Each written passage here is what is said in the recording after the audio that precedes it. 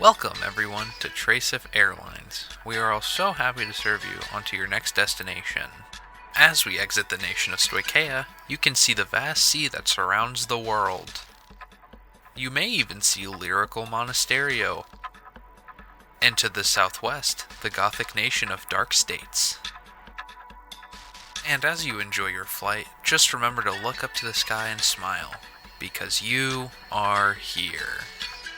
As our flight descends shortly, we thank you for using our services, and welcome to Dragon Empire.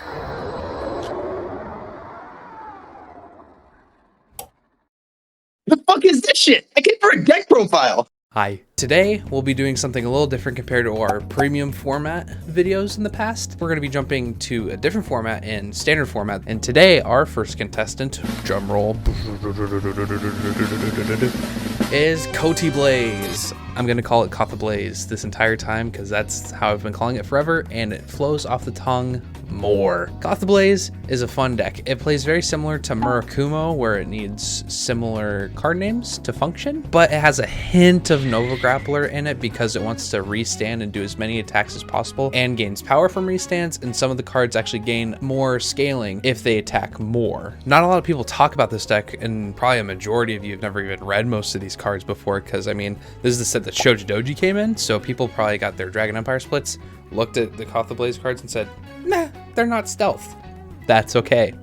I had a good time in set 3 because I have Doji and Kotihblaze. The Kotihblaze engine works very well with itself because its rearguards are able to go into the soul after they attack, or just in soul in general, to help you feed the loop that this does with its attacks, and it also pluses you a good amount. Currently, I've been testing this for quite a while. Shout out to Philip from Top Deck Heroes for doing the Kotihblaze proxy play, because this really showed me like how real this deck is, because like me with other people, we didn't really read the cards when this got revealed, but that's not what we're doing today. Today, we are going to be the ones that got to read the cards. All right, time for my catchphrase. Here's the deck. So as you can see, there's a lot of interesting options. There's the cards that go with Kotihblaze itself, kind of like Tyran or Ember Breath Dragon, and then there's standout cards here, like the Virgilla Ride line, and Fordin Revertus, and Shenri. Shenri is the key card of this deck. It is the most important card in this deck. Don't forget about Shenri. So to kind of give more understanding of what we're looking at before I talk about each individual card, every card in this deck, other than triggers and PGs, of course, because you need them in the deck, that's 20 slots, falls into at least one of 3 bullet points for this deck. So the cards in here either will draw you a card, it will call you a Shenri, and that's the key card. Do not forget about the Shenri. Or it lets you thin through your deck. Starting off with our main guy, Kotihblaze, Cody. We go way back. We went to high school together. It's fine.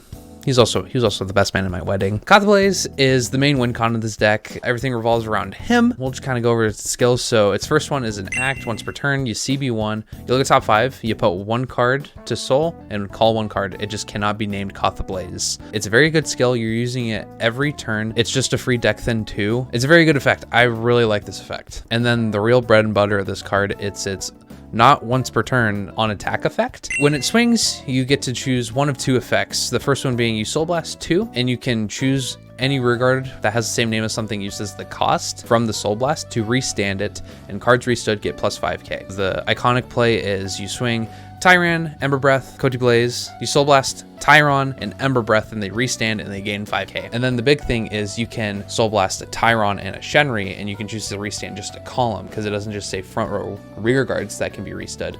So that's a big thing if you want the big column or the 5 attack turn. And then the second effect, which is very hard to do, but it's pretty strong, is you can Soul Blast 2 copies of Kotihblaze and discard a card to restand Kotihblaze and give it 5k. And this is big because the on attack part is not once per turn, so you can do a 6 attack turn instead of the 5 attack turn, but it's pretty good because you get 3 drive checks in this. And we also have Drag Resonance in the deck for the kill turn specifically, because when Kotihblaze restands, you give another 10k to front row on a hopefully Persona Red turn. This is the big effect, and this is kind of what's holding the deck back because you only get this once a game right now, reliably. The Virgilla Ride line is very, very strong because of the free write-up you get. If you call a Shenri down, it gets bigger just because it gets +2 for every rear guard you have. It's a really good card. And then the grade 2, this is the key reason why we're running this, is we look at the top 7 when written over and you grab a grade 2. And if you look at the deck one more time, you can see that there's a lot of really good grade 2s in here. Ride Fixer, Tyron, Blazing Warcry. Those are very key cards to this deck. Starter doesn't matter, but if you want to be as vague as possible, I recommend the Bav starter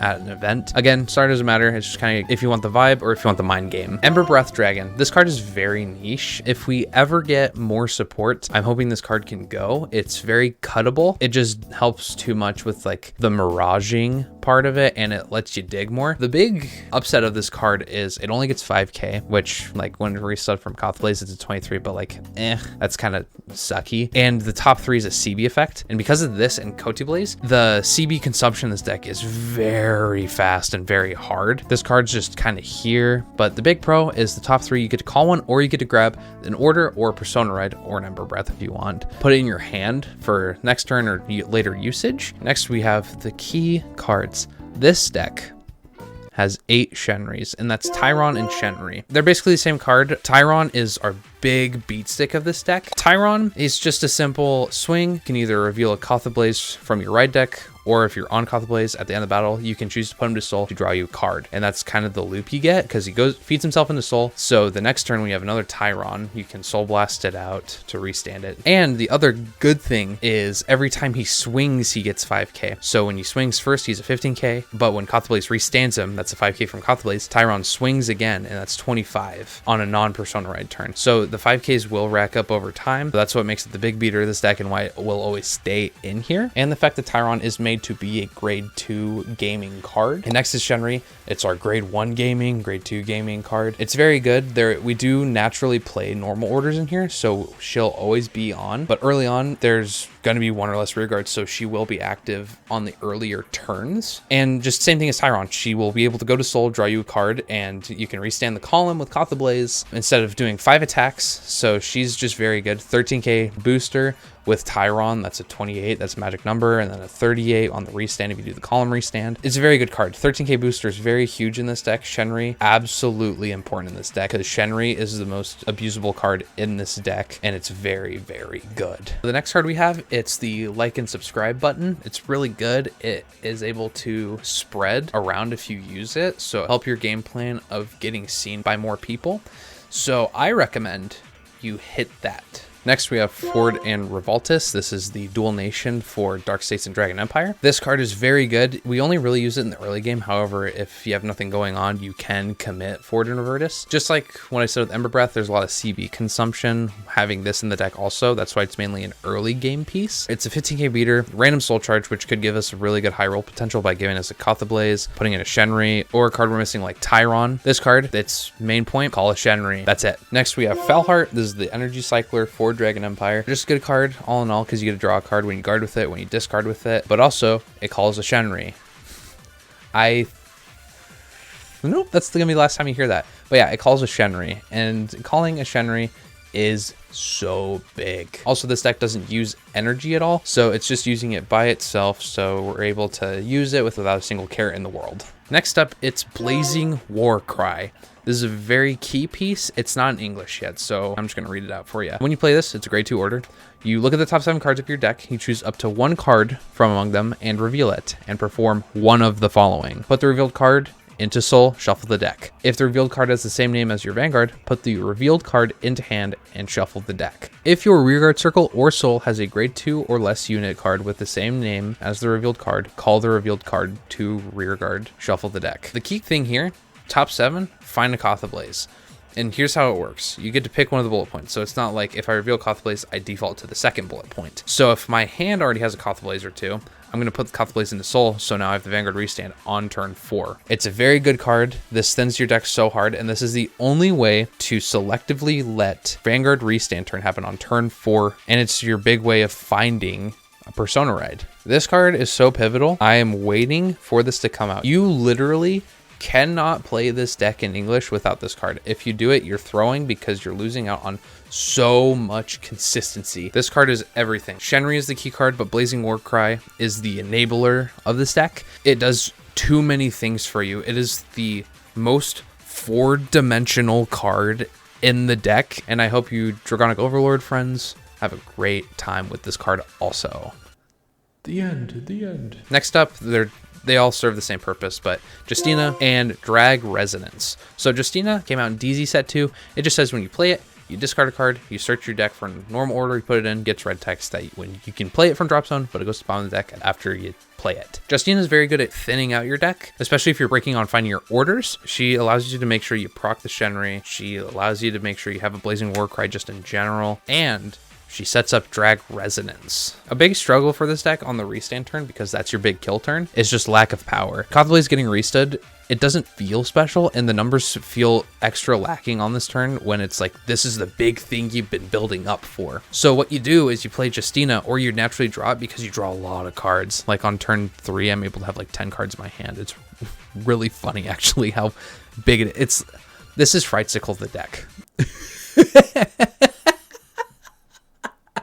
This is Murakumo. But Drag Resonance helps solve that problem because you do a 23. I usually put a trigger down before the restand effect, just so it's a 28k swing. And so it helps the restand turn feel more threatening because you're already on a Persona Ride turn. But when the Kotihblaze restands from its 23k attack, restand it and you get another 10k to your front row. But Drag Resonance really helps tie the kill turn together a lot more, just because it makes your numbers feel more threatening. It can help you get to the 50s, 60s, 70s even, probably 80s if you get really lucky on your triggers. It's just a very good card. This is the only one that doesn't follow into the 3 bullet points, but it helps enable Justina a lot more, and it really helps out the deck on just the kill turn, since that's the only time you're going to restand. The Regalis piece we go for is Caliburn, because we need the CC. That's it. Sometimes I'll play it for the draw if I think I need that way more to get a piece, if my hand's like just triggers on like turn 3. But it's the only real form of countercharge in Dragon Empire that's not tied behind a deck, and this deck really needs countercharge so bad because you're going through 1 to 2 a turn. I tried not to Ember Breath Dragon, honestly, just because I want to have my Kotihblaze skill for next turn.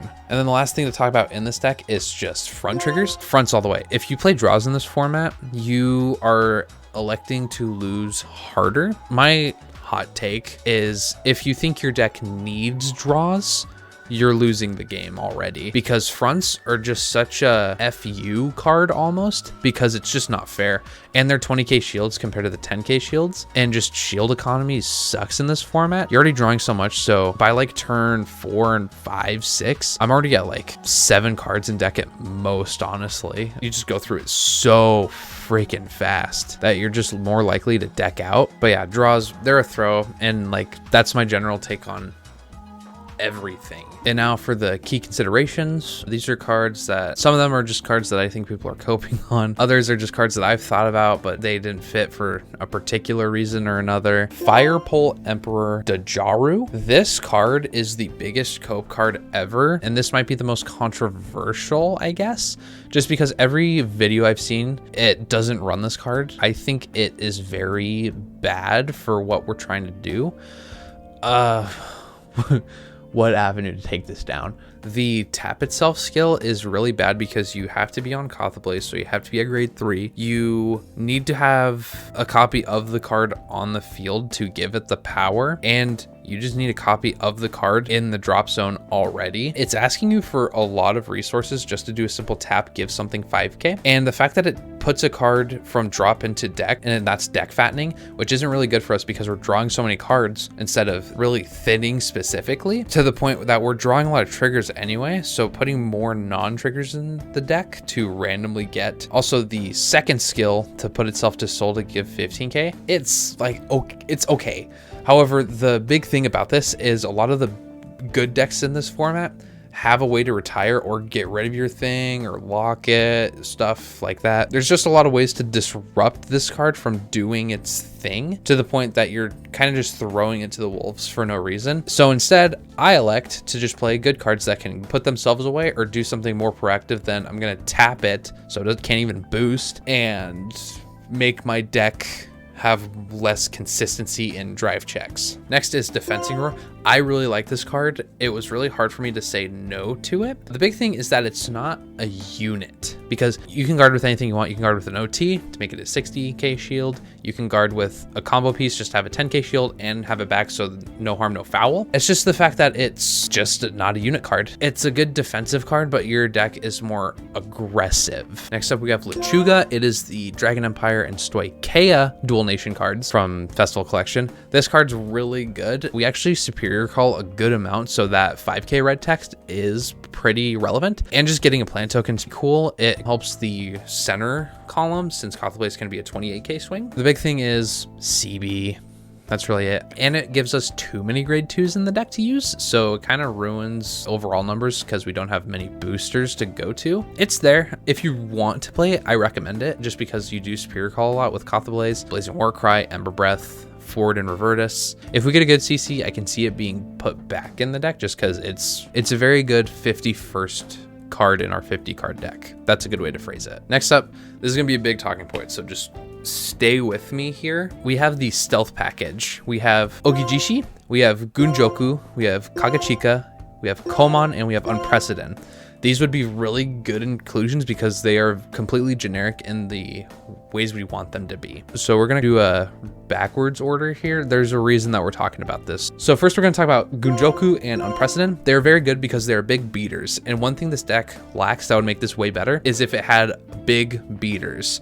The biggest natural number is 18 with Ember Breath, and Tyron is a 25 after it gets restood from Kotihblaze, but as you can tell, those aren't really magic numbers all in all. Whereas Gunjoku, you do Spirit Call a lot, so it could be a 20k beater and then a 25 on the restand. Or Unprecedented, which, because of Tyron and Shenri, it will get the 10k power because that part is completely generic. So you have a 23k beater, potentially restood for 28k beat stick if you get lucky with your soul charges. Gunjoku, it's held back by this deck not having a lot of retire. It could be very useful. And the retire part is really helpful because our next card, Kagachika, is the fundamental card that Kotihblaze wants, and this is what Dajaru wants to be. It's just as simple.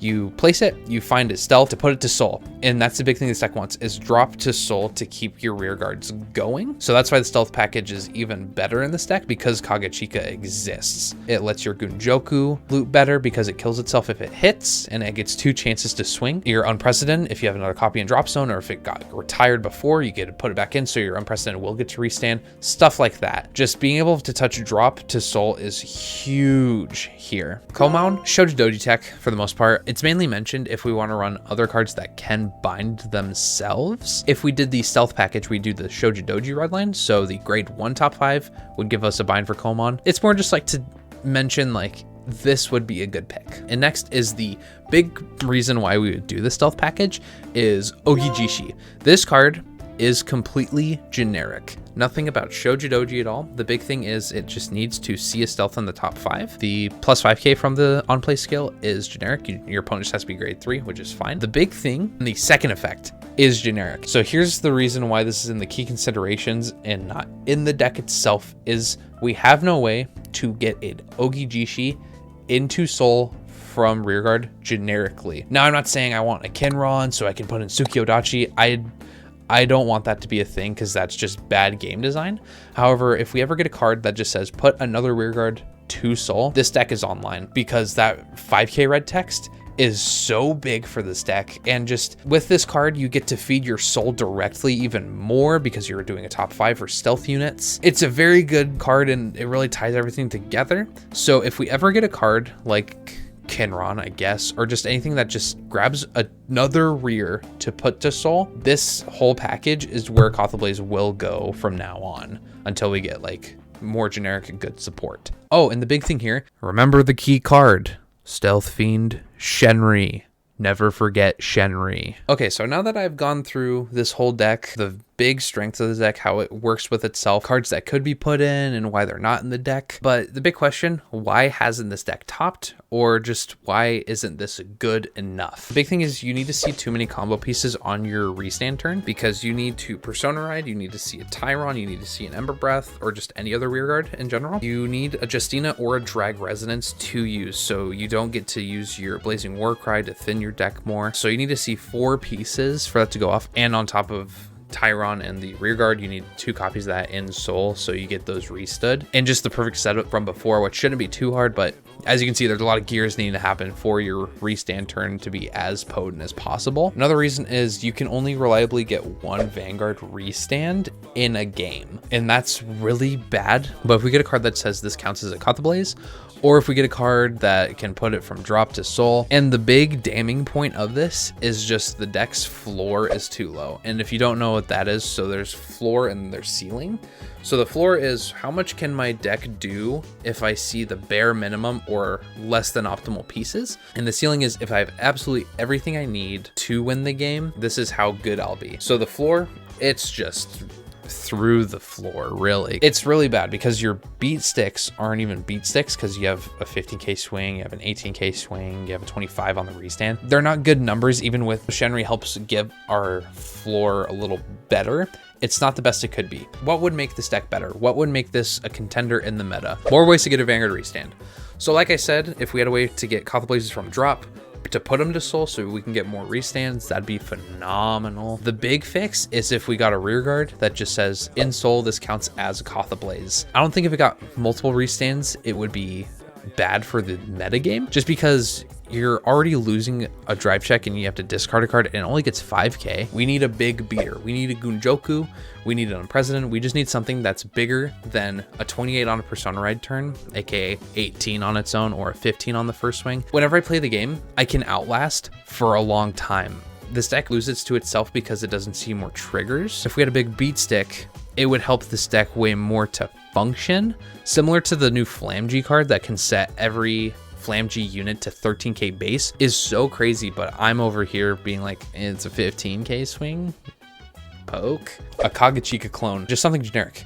Dojoku is the sorry excuse that we got of a card. That one's just too bad. We need a way just from drop to soul. Easy as that. Final thoughts with this deck. This is easily probably my favorite standard deck, if not one of them. This deck just kind of resonates with me really well. Not to make a drag resonance pun, I'm so sorry. But yeah, this deck is really cool. It feels very smooth and it feels strong. It's like right there, even though it's sitting in like that C or F tier, it's so close to just being up there. Not like Nui 7 attack strong, but like it's so close to being there. You draw a lot of cards really quickly, so that's just such a huge plus. This deck has very strong matchups in the current metagame.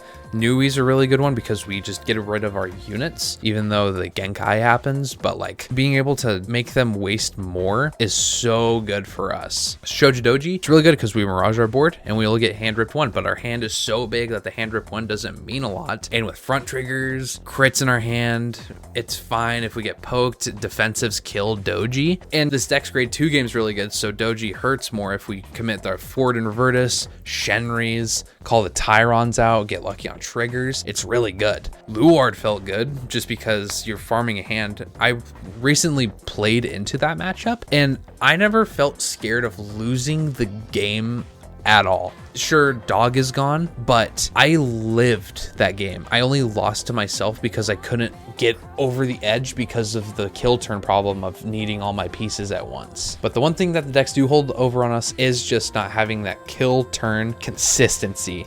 This deck would be a really good aggressive turn 4, 5, 6 deck, but we just need Sarah combo pieces. So we just need a way to condense everything down more so we have more tools in our arsenal to close the game easier. Every time I'm playing this deck, I'm never sweating. I'm always drawing cards. I'm miraging cards away. You're living forever because you're drawing so much. But the moral of the story here is do not sleep on this deck. Once we get Blazing Warcry, please do not play this deck without Blazing Warcry. I literally proxy it so I can play this deck. Holy crap.